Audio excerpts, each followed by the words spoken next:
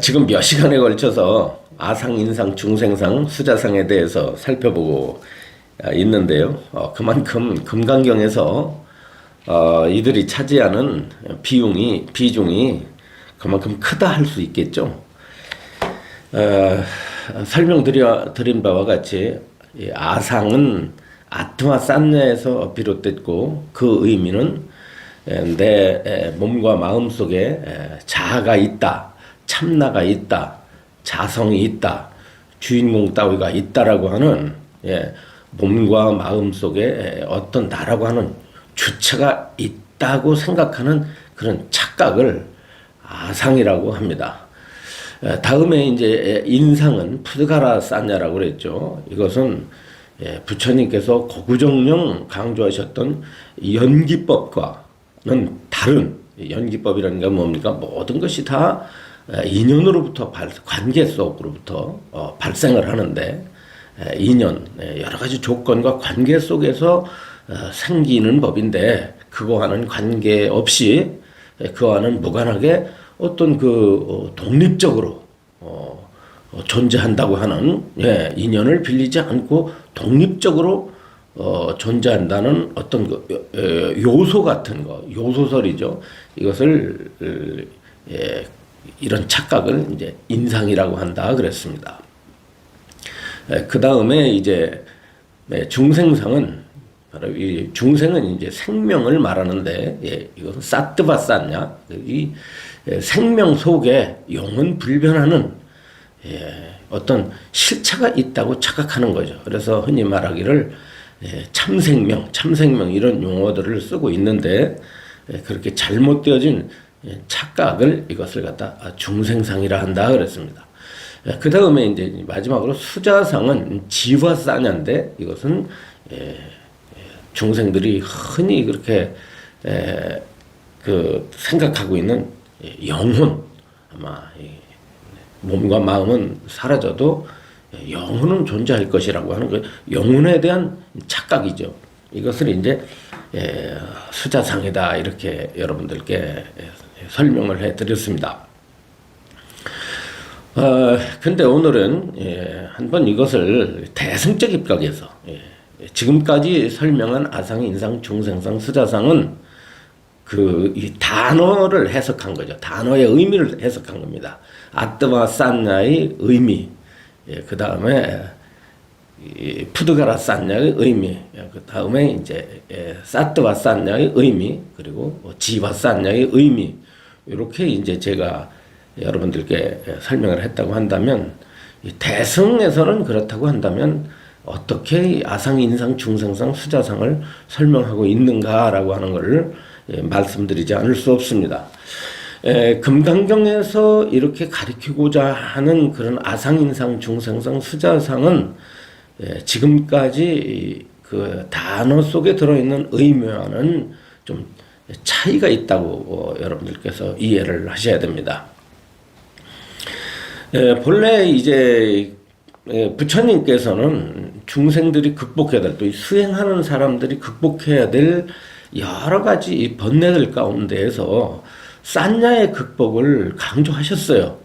상을 넘어서라, 이렇게 이제 초기 경전에서도 부처님께서 가르치셨는데, 대승에 와서는 이 상이 중생의 어떤 해탈을 방해하는, 중생의 행복을 방해하는, 중생의 어떤 이 자유, 중생의 자유를 방해하는 큰 요인으로서 산냐의 극복, 상을 뛰어넘을 것을 대단히 강조하고 있다는 점입니다. 그래서 대승경전에는 아주 공통적으로 어떤 경이건 이 상으로부터 떠날 것을 우리들에게 요구하고 있는 것이죠.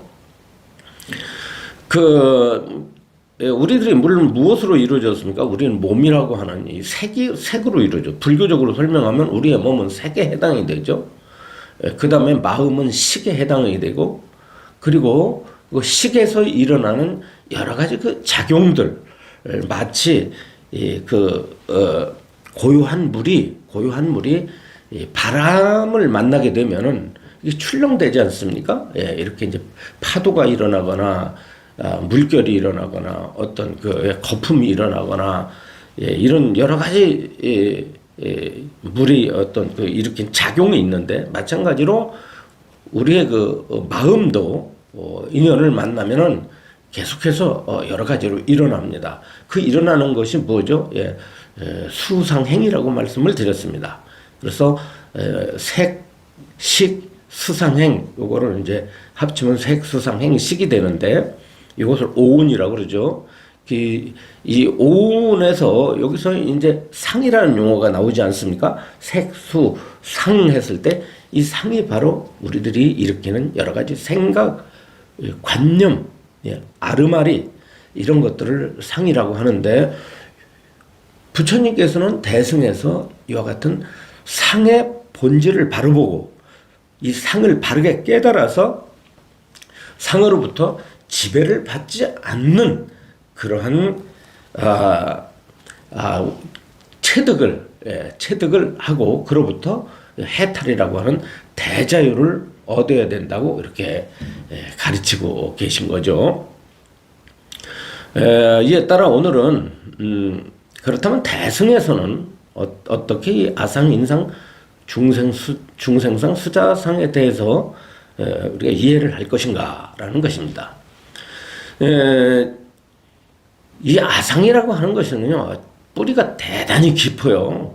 나라는 관념은 참 그 뱃속에 태어나기 전부터 뭐 전생부터 이제 불교로 말하면 아득한 전생부터 중생들이 짊어지고 온 아주 거의 그 근본 번뇌, 번뇌 중에 왕이라고 할 수 있죠. 예.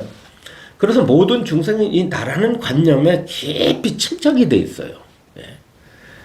하루 종일 나라고 하는 걸 생각을 하지 않아도 뭐 우리가 살아갈 때 머릿속에 맨날 나 그러진 않잖아요. 그러니까 대화할 때 내가 먹었어, 내가 다녀왔어, 내가 했어 이런 말은 하지만은 머릿속에 뭐 일부러 나라는 생각은 떠올리지 않지 않나요? 그러나 잠재적으로는 그 나라는 것이 깔려 있어요. 머릿속으로 나라는 걸 떠올리질 않아도 늘 나라는 관념이 우리의 마음을 지배하고 있습니다. 흐르고 있어요. 그래서 이제 결과적으로 이 수행을 마친 사람들 말씀을 들어보면은 공통적으로 이제 하시는 말씀이 뭐냐면은 나가 깨졌을 때 뭐 이런 말들 합니다. 나라는 생각이 깨졌을 때 그러니까 나라는 생각, 나라는 관념, 뭉치죠. 아까 말씀드린 우리의 오운 속에 이렇게 깃들어져 있는 잠재져진 그 나라는 관념이 수행을 하면 어떻죠? 깨져나가게 됩니다. 올바른 수행을 하면 깨져나가게 돼요. 예. 따라서 이제 이 대승불교에서는 나로부터의 벗어남, 자아로부터의 해탈을 강조하거든요. 그때 그 자아에서 가장 중요한 게 뭐냐면, 그 주제가 나라는 그 관념입니다. 나라는 관념. 그래서 이 나라는 관념을 깨뜨리기 위해서 이제 이 위파사나를 하는 거죠. 결과적으로. 오운이 나라고 착각을 했는데 수행을 하다 보니까 오운이라는 건 하나의 우리가 쓰고 있는 일상적인 용어일 뿐이지 이 나라고 하는 것은 그 속에는 정말 고집해야 될 어떤 자라고 하는 것이 깃들어져 있지 않다는 것을 그것을 확인하게 됩니다. 그래서 그만큼 이 공부에서 나로부터의 이 벗어남이라고 하는 것은 참으로 수행의 핵이라고 볼 수가 있는 것이죠. 실제 우리가 생각해보면 나라는 생각이 강할수록 또 나가 강하면 나를 내세우지 않습니까? 그렇죠. 근데 중생들은요, 사실 이 세상에 태어나서 늘 자아의 존속을 내가 지속되기를 원하고 있고, 그래서 나라고 하는 것이 지속돼야 되잖아요. 죽지 말아야 돼요. 그리고, 감각적으로 행복해야 돼요. 즐거워야 돼요. 이런 삶을 목적으로 살아가고 있습니다. 이 목적을 위해서 살아가고 있죠. 하루하루 밥 먹고 옷 입고 돌아다니고 일하고 뭐 여러 가지 뭐 잠자고 하는 것이 전부 나를 지속시키기 위해서예요. 그리고 어떻습니까? 이 나를 어떻게 하면 보호하고 이것을 세상에 확장시켜 나가려고 하죠. 확장시켜 나가려고 합니다. 그래서 자기가 유명해지기를, 또 주변의 모든 사람들로부터 인정받기를, 칭찬받기를 원하고 살잖아요. 그러다 보니까 그쪽으로 노력을 늘 기울이면서 우리는 살아가고 있습니다. 그런데 거기에 대해서 누가 나를 방해한다. 내가 살아야 되고 내가 행복해야 되는데 나를 방해하려고 하면 어떻게 됩니까? 그를 적으로 삼죠. 결과적으로 우리가 세상을 살면서 친하다 혹은 뭐 원수다, 가깝다, 멀다 하는 것이 어떻게 보면 참 자신의 생존을 위해서 하는 짓이죠. 자신의 행복을 위해서 하는 짓이에요. 더러는 뭐 나는 저 사람을 위해서 희생한다. 난 저 사람을 위해서 내가 노력한다. 뭐 이렇게 하죠. 뭐 자식을 위해서 희생하고 뭐 처자를 위해서 희생하고 이런 말을 하고 있지만 그것도 결과적으로는 자기죠. 예. 내가 이 세상에 모든 사람들을 사랑한다 할지라도 실제는 그들이 자기와 같다고 생각하기 때문에 사랑하고 희생을 하는 것입니다. 그런데 이렇게 소중한 그렇게 정말 어떻게 보면 삶에 있어서 가장 우선적인 이 나를 부처님께서는 벗어나라 이렇게 가르치시면 그 가르침에 대해서 찬성할 만한 중생이 몇이나 될까? 아니 뭔 얘기야? 나 빼놓고 뭐가 있어? 예? 그러니까 중생들은 나를 강화시키고 싶고 이 세상에 나를 확장하고 싶은데 부처님께서 나가 없다면 그럴 필요도 없잖아요.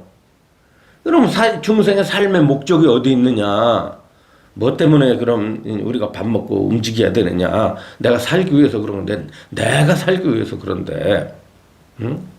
그러니까 부처님 가르침이 마음에 턱 와닿지 않는 거예요. 여태까지 중생은 그렇게 살아왔으니까요.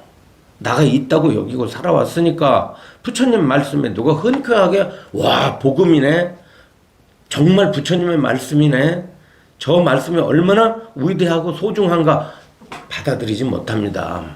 그래서 부처님께서도 이 무아법을 나가 없는 이치를 납득시키기가 무척 어려웠다고 수레를 하십니다. 그런데 우리가 이제 이 공부를 좀 더 밀밀하게 해서 부처님의 가르침을 이해하고 나면은 정말 이 무아의 가르침이 얼마나 소중하고 위대한지를 알게 됩니다. 이것이야말로 진정 나를 행복하게 하는 것이다. 정말 나를 행복하게 하려면은 나가 없는 곳으로 가야만이 내가 행복하다는 사실을 우리가 이해하게 됩니다. 그런데 이 나라고 하는 것이 참 뿌리가 깊죠. 그럴 수밖에 없잖아요. 뿌리가 깊을 수밖에 없죠. 우리 마음속에 나라는 관념은 정말 그 나무의 뿌리처럼 그렇게 깊이 우리들 이 온 속에 스며들어 있습니다. 그 얼마나 이것이 강력하냐면 초기 불교에서는 수행을 열심히 해가지고 정말 수행을 해서 수다원과를 지나고 사다함과를 지나고 아나함과를 지나서도 아라한이 되기 전까지 이 나라고 하는 그런 이 번뇌는 끊어지지 않는다는 것입니다. 그 아라한과 대보살과 부처님의 지위에 올라가야만이 비로소 이제 끊어진다는 것인데요. 그래서 이게 이제 이 원각경 같은 데서는 심지어는 금강경에서 말을 했듯이 내가 도를 깨달아서 저 중생들을 제도한다고 한다면 그것은 곧 보살의 아상이 된다라고 이렇게 말씀을 하셨어요. 예. 수행을 해가지고 깨달은 나가 있어. 수행을 했는데 깨달아서 나가 있으면 이 깨달음 속에는 나가 없는데, 만약 수행하는 사람이 자기가 내가 깨달았다는 그런 생각을 한다면 이것은 진정한 깨달은 자가 아니다. 진정한 보살이 아니다라고 이렇게 강조하고 있습니다. 예. 깨달음에는 나라는 것이 사라졌는데, 만약에 자기 마음속에 내가 깨달았다고 하는 것은 그것은 진정한 것이 아니라 또 하나의 깨달음으로 착각되어진 나일 뿐이라는 것이에요. 중생 일반 사람에게도 아상이 강할 뿐만 아니라 수행을 마쳤다고 착각하는 사람들 속에도 나를 세우는 그러한 경향을 끝내 벗어나지 못하는 수가 있다라는 것입니다. 우리가 이제 따라서 부처님 공부를 우리가 하는 사람들은 늘 자기 자신 속에서 치밀어 오르는 이 나라는 이 관념을, 이것을 제거하기 위해서 노력을 해야 됩니다. 이 대승의 이 경전의 입각에서 볼 때는 아상, 인상, 중생상, 수자상에서요, 이 아상이 먼저죠, 그죠? 이 아상이 철저하게 사라지면은 뒤에 나오는 인상도 사라지고 중생상도 사라지고 수자상도 사라지게 되어 있는데, 그렇다고 한다면 대승에서 가르치고자 하는 아상, 인상, 중생상, 수자상이라는 것이 과연 무엇이냐? 첫째, 아상은 여태까지 말씀드린 바와 같이 이 오운으로 이루어진, 인연 화합에 의해서 이루어진 오운을 나라고 이렇게 착각하고 나를 내세우는 것을, 이것을 아상이라고 그래요. 그러니까 사람들이 이제 거만한 거 있죠. 거만한 것은 그 아상이 강하게 발로된 거죠. 예. 거만심, 아만심 이런 것은, 아만 같은 것은 아상이 겉으로 강하게 드러난 것을, 이것을 아만이라고 말을 하고 거만이라고 말을 합니다. 예. 그러나 우리가 볼 때 아만이 좀 없는 것 같고 거만이 없이 겸손한 사람, 착한 사람이라고 해서 아상이 없는 것은 아닙니다. 아상의 강도는 똑같아요. 아상은 같으나 그것이 어떻게 바깥으로 강하게 작용하느냐, 약하게 작용하느냐라고 하는 차이만 있을 뿐이다라는 것입니다. 그래서 이 아상, 나라고 여기는 거, 이게 아상이고요. 두 번째가 뭐냐면, 대승에서는 인상이라는 것이 있죠. 인상은 뭐냐면 나에 대해서 마주하고 있는 대상들이에요. 그것이 사람일 수도 있고 축생일 수도 있고 자연계일 수도 있습니다. 예. 나와 상대되어지는 대상들, 이것들이 실제한다고 착각하는 거예요. 다시 말하면 이 아상에 입각해서 이 대상들을 실체화시켜 가지고 그들이 실제한다고 이렇게 착각하는 것을 인상이라고 합니다. 쉽게 말하면 대상이 실제한다는 착각, 그리고 대상에 대한 집착, 이런 것들이 뭐냐면 인상이라고 볼 수가 있어요.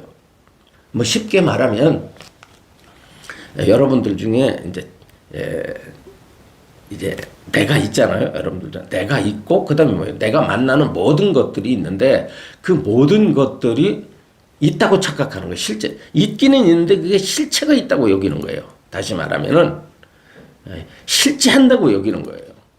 그러나 부처님 말씀에 입각하면 이것은 뭐냐면 우리들의 싼냐가 만들어냈다는 거예요. 싼냐, 생각이 만들어냈다는 거예요. 그래서 나라는 것도 생각이 만들어냈고, 나라는 생각이고, 남이라고 여겨지는 것도 그것이 실제가 아니라 어떻다, 내 마음이 지어가지고 남이라고 그렇게 생각을 하고 그렇게 말을 한다는 것입니다. 중생들은 이와 같이 나에 대해서, 남에 대해서 그렇게 생각을 하고 그것을 고정불변의 실체로 그냥 정해놓죠. 고정관념이죠. 그것이 다시 말하면. 고정화된 생각, 그걸 고정관념이라고 말합니다. 이게 쌌냐죠. 인상. 예. 그래서 안으로는 내가 있고 밖으로는 대상이 있어가지고 어떻습니까? 나와 남이 이렇게 갈라져 버리는 이걸 대승기실론에서는 뭐라 그럽니까? 나와 남을 이렇게 주관과 객관을 나눠놓고 그것을 고정화시키는 이것을 뭐라 그래요? 나를 능견상이라고 그럽니다. 대승기실론에서는 능견상이라고 그러고 그 다음에 대상을 경계상이라고 그래요. 능견상과 경계상을 이것을 우리 마음이 스스로 지어놓고 그것을 고정화시킨 다음에 그런 다음에 거기에 어떻게 되죠? 고정화시켰기 때문에 거기에 묶일 수밖에 없는 속박을 당하는 그런 삶을 우리들은 살고 있는 것입니다. 그렇기 때문에 공부를 해서 우리가 마음 공부를 한다는 것은 마음 공부를 한다는 것은 마음속에 나라는 관념이 사라져 버리면은 동시에 뭐가 사라지겠어요? 인상이 사라진다는 것입니다. 대상이 실제한다는 생각이 사라지고 그렇게 되면 나와 대상이 평등 경계에 오게 되죠. 자타평등이 일어나는 것입니다. 자타평등이라는 것은 나도 있고 너도 있는데 평등해가 아니라 나도 없고 너도 없어져야 평등인 것입니다. 왼손과 오른손이 있는데 왼손과 오른손을 두고서 이것이 평등한 것이 아니라 왼손과 오른손이 평등한 것이 아니라 왼손도 사라지고 오른손도 사라질 때 이것이 평등이 된다. 이렇게 비유를 할 수가 있습니다. 나와 남을 두고서 평등해지는 것이 아니라 나와 남이 본래 없다는 사실을 깨닫는 것이 이것이 평등한 것이죠. 이렇게 마음속에 실제 세워야 될 나도 없고 또 밖으로 세워야 될 남도 없다는 사실을 철저하게 깨달아 가지고 세상을 살되 세상에 사람들이 살아가는 그러한 형식에 따라서 그러한 삶의 모습을 따라서 나를 이야기하고 상대를 얘기하는 것입니다. 내가 이렇다, 내가 이렇다, 이렇게 말을 한다 할지라도 수행을 마친 사람은 그 깨달은 마음속엔 그게 없는 거죠. 세상의 질서를 따라서 세상에 살아가는 사정을 따라서 그렇게 입으로 표현을 하고는 살아가지만 또 그런 생각을 가지고 살아가지만 실제 그런 생각이 고정하게 뿌리 박혀 있지 않다는 것입니다. 왜 부처님이라고 해서 마음속에 나라는 생각과 남이라는 생각이 떠오르질 않겠어요? 그래서 부처님도 제자들에게 내가 행했다, 내가 먹었다, 내가 설했다 이렇게 표현을 했고 너는 왜 그렇게 생각하느냐, 너는 왜 그렇게 행동했느냐라고 꾸짖기도 하고 가르치시도 하셨습니다. 그렇게 말씀을 하실 때는 부처님의 마음속에서도 나라는 생각이 떠올랐고 남이라는 생각이 떠올랐다는 것을 부정할 수가 없어요. 그 생각이 아주 없다면은 어떻게 살아있는 사람이라고 할 수가 있겠어요? 그러나 그렇게 떠올렸다 할지라도 마냥 나라는 생각과 남이라는 생각이 이것이 타파된 자리에서 다시 말하면 나와 남이 없는 그러한 경지라고 그럴까요? 체득이라고 그럴까요? 그러한 자리에서 나와 남이라는 생각을 일으킨다는 사실입니다. 이 점이 매우 중요합니다.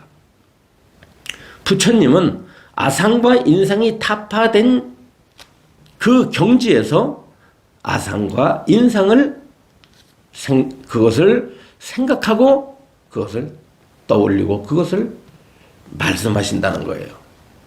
깨달아가지고 아상, 인상을 쓰게 되면 그는 아상, 인상에 사로잡힌 분이 아닙니다.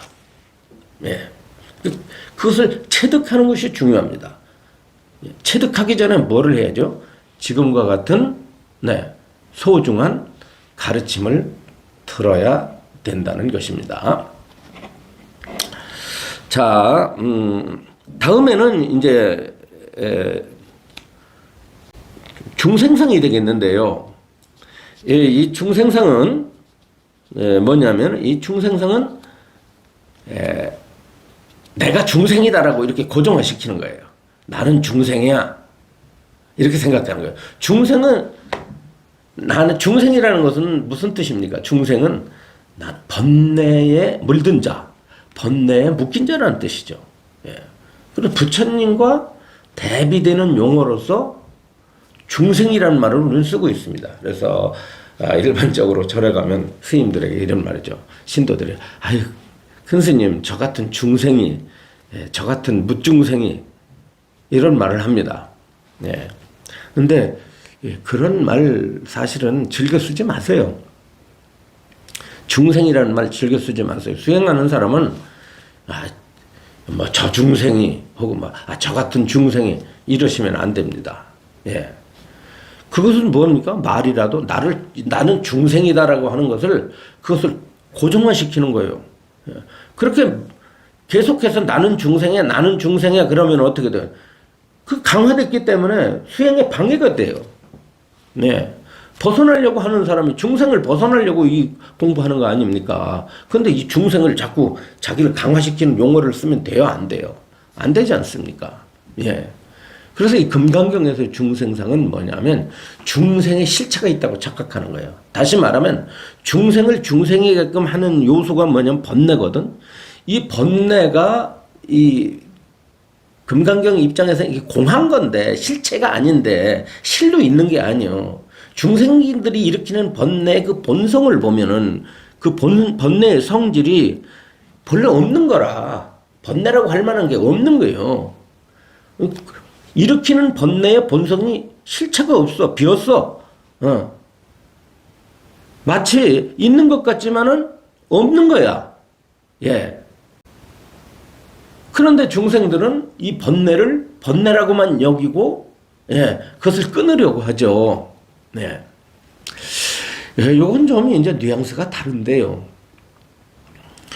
초기 불교에서는 번뇌를 끊으라는 말을 엄청 많이 하죠. 뭐, 물론 그 말이 대승에서도 강조하고 있습니다. 똑같습니다. 그런데 그게 좀 달라요. 예, 뉘앙스가 다른 것이, 이 초기 불교에서는 어쩌면 그 번뇌를 실체화시키는 경향이 있어요. 예.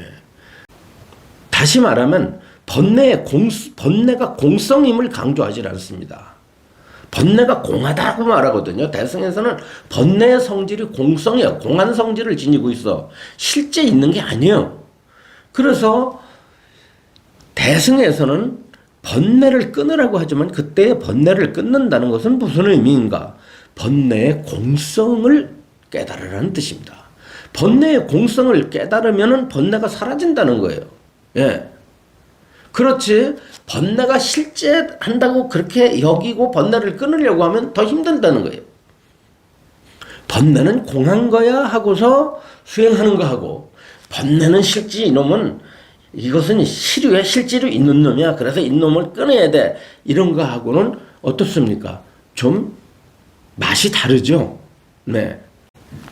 대승에서는 번뇌가 공하니 그 공한 이치를 깨닫고 보면은 네, 그대로 어떻다? 번뇌가 곧 공성으로서 보리가 된다. 깨달음이 된다는 거예요. 여기서 나온 말이 뭡니까? 바로 번뇌 즉 보리라는 말 들어보셨죠? 번뇌가 곧 깨달음이다.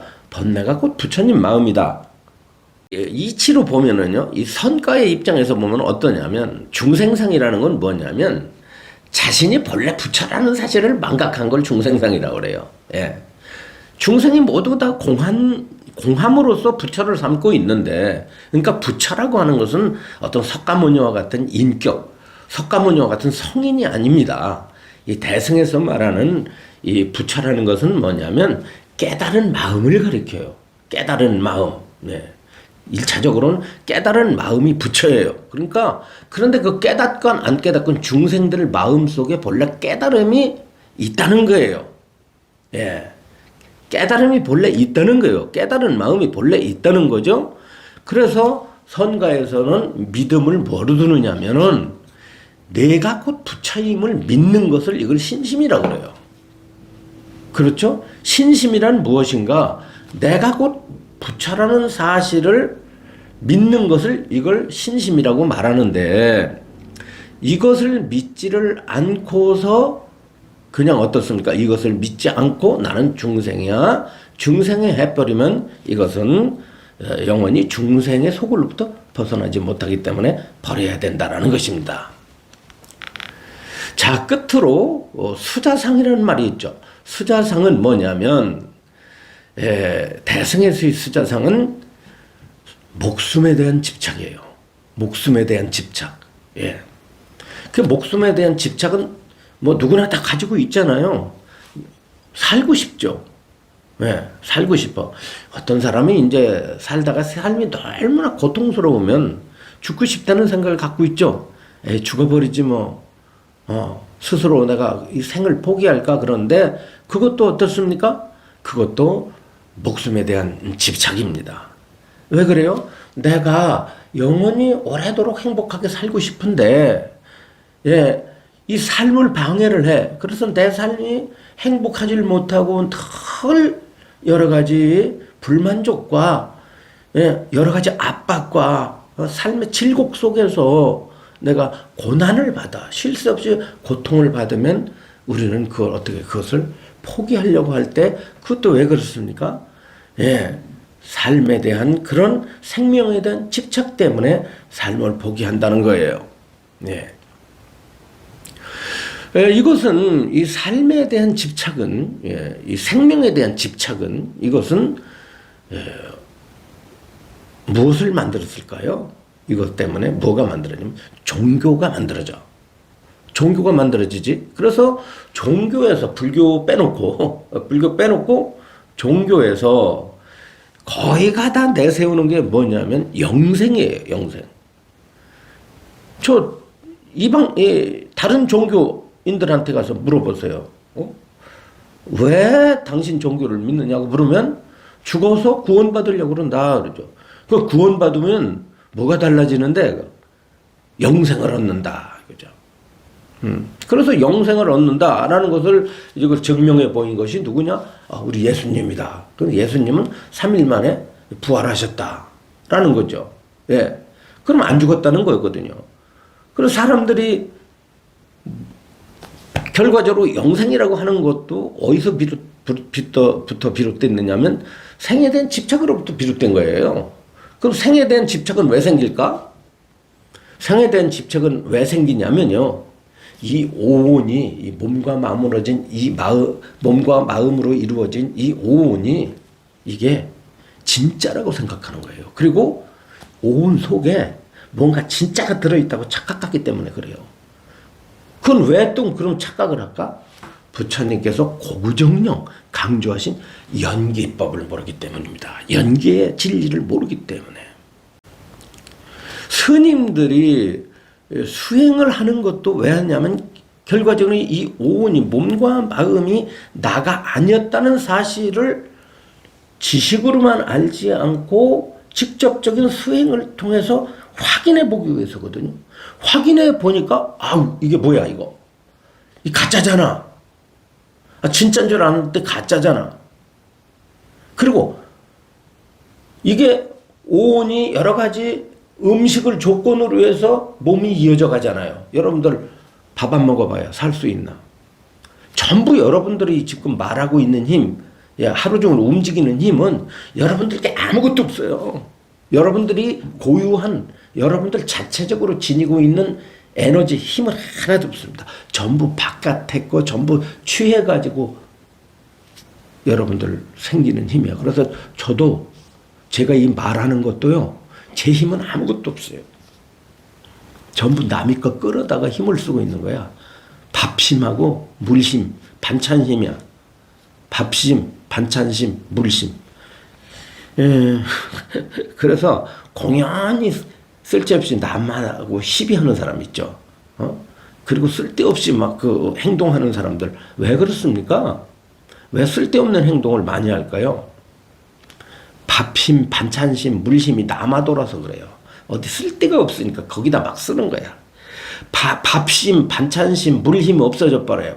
봐봐요. 다 귀찮아요. 아무 힘도 없어. 힘 없는데 뭐가 보여요? 눈에 아무것도 안 보이고 귀에 들리지도 않아요. 나중에. 그게 죽는 거야. 예? 사람이 밥 못 먹으면 죽잖아요. 숨 못 쉬면 죽어요. 그런데 밥하고 숨이라는 거 바깥에 걸 끌어온 거 아니야. 그러니까 제 힘은 하나도 없고 남의 거 빌려가지고 음식 빌려다가 물 빌려다가 공기 빌려다가 자기가 사는 주제에 항상 어떤 이건 내 힘이래. 이게 다 내 거래. 제 거 아무것도 없어. 저는 과거에 부모들이 전해준 유전자 그리고 어머니의 뭐 어떻습니까? 뱃속에서 어머니의 피를 빨고 영양소를 빨아가지고 세상에 나온 다음에는 우유 먹은 다음에는 밥 먹고 이렇게 해가지고 쓰는 힘이에요. 그게 해체돼 버리면 여러분들 몸뚱아리 하나도 없어요. 몸뚱아리가 없는데 뭔 놈의 정신이 있어. 그래서 우리들의 몸과 마음이라는 것이 전부 빌려온 것이니라. 네. 자, 이게 빌려왔다는 사실을 알 때 우리는 여기로부터 어떻게 되죠? 아, 이걸 놓을 수가 있어요. 오온에 대한 집착을 놓을 수가 있으면 놓을 수가 있어요. 예. 그렇지. 얼마나 위대한 가르침이야? 그래서 벗어나는 거야. 나로부터 벗어나는 거야. 근데 반대로 이걸 나라고 착각하고 영생해야 돼. 아, 딱 골치 아파.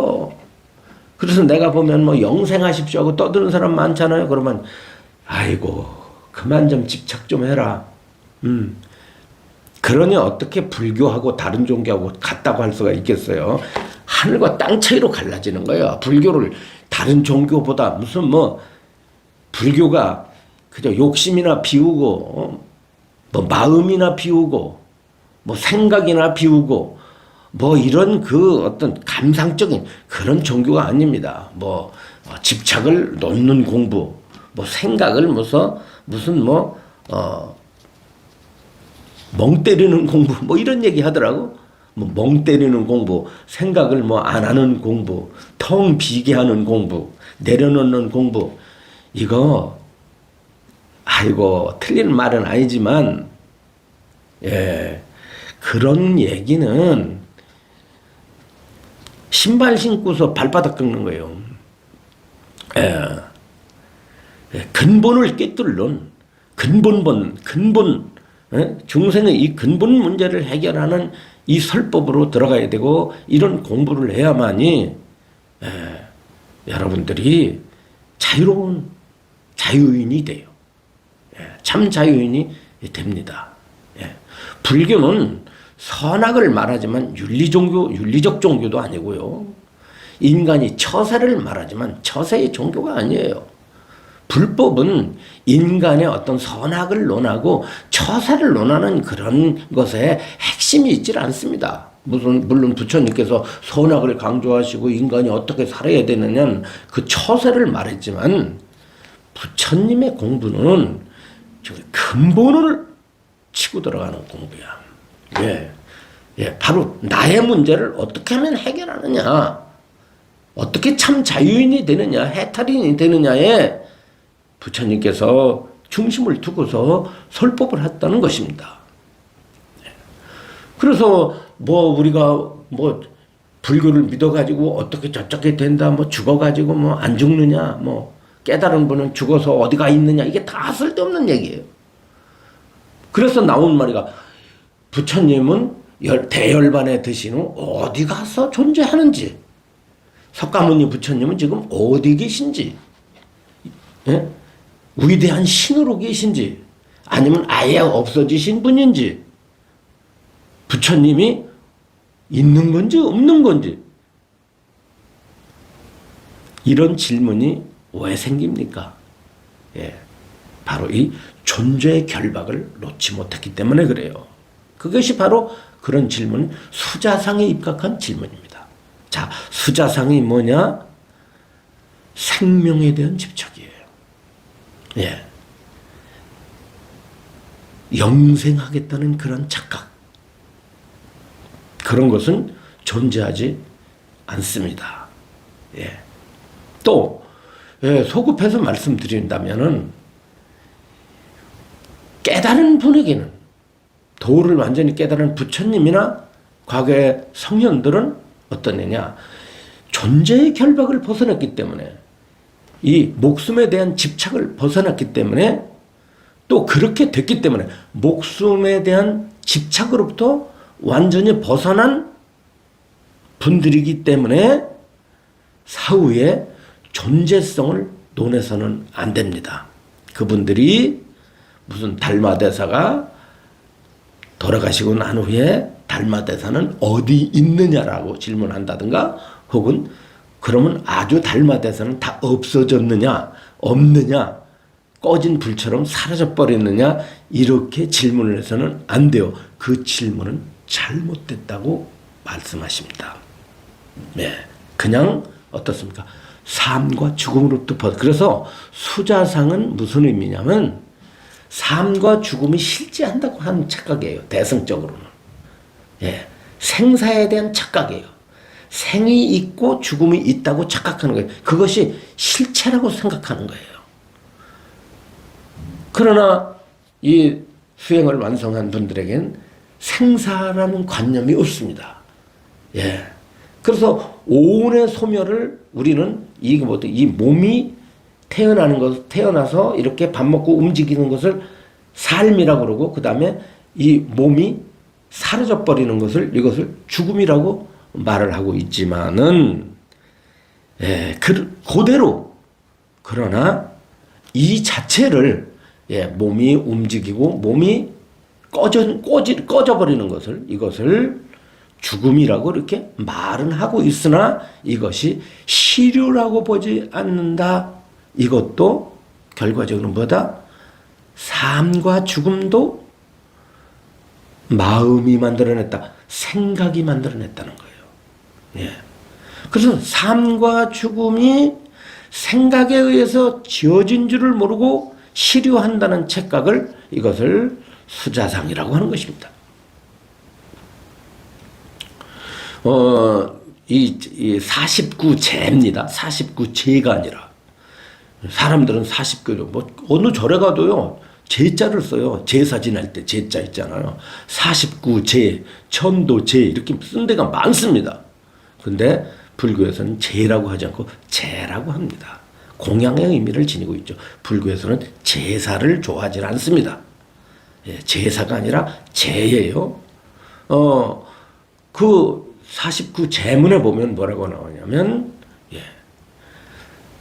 생사가 본래 없는데 생사가 있다고 생각한다는 거예요. 예. 그러니까 삶과 죽음이라는 것은 육체에 달려있지 않고 어디에 달려있느냐? 생각이 그렇게 생이다 죽음이다라고 이렇게 만들어 놓고 그것을 고정화시켰다는 것입니다. 산다는 것을 누가 생각해요? 여러분들이 산다고 생각하니까 사는 거예요. 죽는다고 누가 생각해요? 여러분들이 죽는다고 생각하니까 죽는 거예요. 예. 여러분들에게 생각이 없어 봐요. 예를 들어서, 병원에 누워있는 식물인간이 있다고 칩시다. 어떤 생각도 없고, 어떤 감각도 없는 식물인간이 계시다고 할 때, 그 식물인간에게 삶이 있어요? 죽음이 있어요? 예? 숨을 쉬고 있으니 나는 숨 쉬고 있다는 생각이 있겠습니까? 아니면 죽으니 나는 죽는다는 생각이 있겠습니까? 이 몸이라고 하는 것은 우리가 생각이 있을 때, 생각이 일어날 때, 의식이 있을 때 몸이에요. 의식이 없어지면 몸도 없어요. 몸은 살아있다 할지라도 의식이 없고 생각이 없으면 살아있는 게 아닙니다. 그래서 아까 말씀드린 제문에 생사가 본래 없는 것인데 생사가 있다고 생각한다 그랬어요. 그러니까 이 생각이라고 하는 것이 참 이게 생각이라고 하는 것이 복잡 미묘합니다. 어쩌면 이 세상은 생각에 의해서 만들어진 세상일 수가 있어요. 네. 옳다고 생각하기 때문에 옳은 거고, 그러다고 생각하기 때문에 그런 거고, 예, 먹는다고 생각하기 때문에 먹는 거고, 나라고 생각하기 때문에 나고, 너라고 생각하기 때문에 너고, 하나님이 있다고 생각하기 때문에 하나님이 있는 거고, 하나님이 없다고 생각하기 때문에 하나님이 없는 거예요. 네. 모든 것 다 생각이에요. 자, 우리는 그런 의미에서 이 생각의 그 본성이 어떤가, 생각이라는 과연 무엇인가 라고 하는 점을 불교 속에서 잘 배워서 여러분들이 생각을 잘 다스리고 생각을 잘하고 나아가서 그 생각으로부터 지배를 받지 않는 그러한 자유인이 되기를 원합니다.